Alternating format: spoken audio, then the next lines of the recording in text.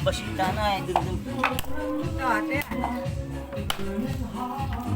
Ito pa yan doon.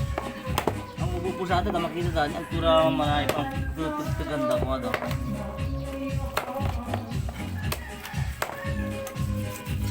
Ipos ba sila?